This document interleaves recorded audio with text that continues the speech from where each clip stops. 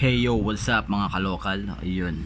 So kung di ka pa subscriber dito, mag-subscribe ka na. And wag mo na kalimutan i-like and share na rin ito. Okay? So itong video na to, ipapakita ko yung part 2. Yung nangyari sa rep na to. Kasi yung part 1, ayun yung yung ginawa ko yung butas ng freezer. Medyo malit lang naman pero papakita ko sa loob ng 5 months yung nangyari. So ito pa rin siya. So pasensya na kung hindi ko nakapag-upload ng maraming upload dahil naging busy ako eh. So ito na. So bago muna mangyari yan, okay, wait lang.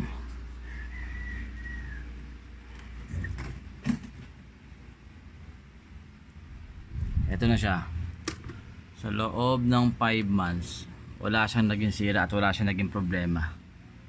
So kitang kita nyo naman siguro, napakalakas magyelo. Okay, sa loob ng 5 months yan, simula nung in-upload ko yung part 1 kong video about sa rep. So ayan siya. So actually wala siyang takip eh. So kita nyo wala siyang takip, diba?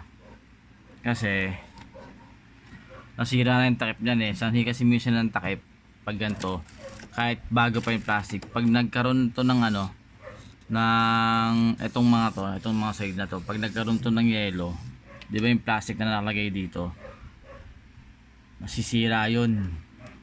Pabukas-bukas, tapos tumitigas dito, pag bukas na nasisira talaga. Ayun lagi nangyayari sa rep. So para maiwasan yun, syempre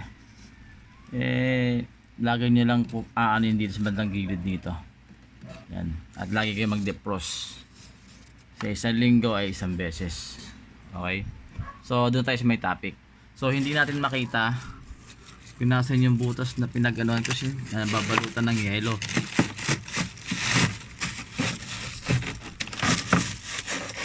Wait ha. So papakita ko lang ha. So ayun siya. Ayun yung tinakpan ko ng butas. Noong 5 months pa siya nangyari. Kita nyo? Alright. Yan. Ayun siya. So walang nagbago. Lakas ng yelo. So ginawa ko lang dahil nasira na yung ganito ko. Yung takip dito. Freezer door ang tawag doon. So gumawa ko ng alternative na paraan kung paano ko ginawa siya. Yan. Ito. Yan. Pero siguro susunod ko na lang itong i-vlog kung paano gawin yung ganito. Okay, so madali lang naman ito. Pero sige, isasama ko na to. Yan, so bumili lang ako ng ayan o. Alam mo yung pang sa may, ayan o, sa taas. Ayan, pinang ano ko dito. Dinoble ko lang siya. Tapos tinakpan ko lang yung side to side nya. Ayan o. Yan. Kita nyo? Ayan lang siya. Napakasimple lang. Yun. So siguro dito na matatapos yung video na to. So wala naman sigurong bago sa ko.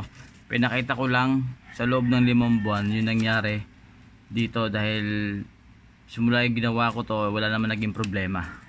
Basta ay isipin nyo lang, wag masyadong pag may butas na malaki, agapan nyo na. Ay pag may butas na maliit, agapan nyo na. Kasi lumalaki habang tumatagal eh.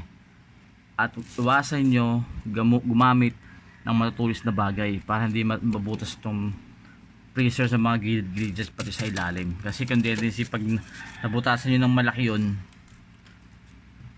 mas mahirap yun eh. Hindi na kailangan ng steel clay doon. Ang kailangan na doon yung mismong ipapahinang na mismo. So magaling na mag-aayos ng freezer. Pero kung maliliit lang na bagay na butas lang, madali lang gawa ng paraan. Kailangan na lang steel clay. Okay? So ayun. So sa mga hindi pa nakapag-subscribe sa akin, so please subscribe, share and like na rin, okay? So susunod siguro magsha-shoutout ako. Ilagay nyo lang yung nyo sa comment section, okay? So ayan, ganyan lang siya. Ganyan lang yung pagtatakip ko. Kasi hindi pa pwedeng walang gantong takip eh. Hindi pa pwedeng walang gantong takip. Malakas sa kuryente. So ayun ang pinakamagandang alternative na gagawin mo kaysa bumili ka ng bagong takip dyan at masisira pa rin yan. Yan. So yun. So maraming salamat. So peace, in out. Alright.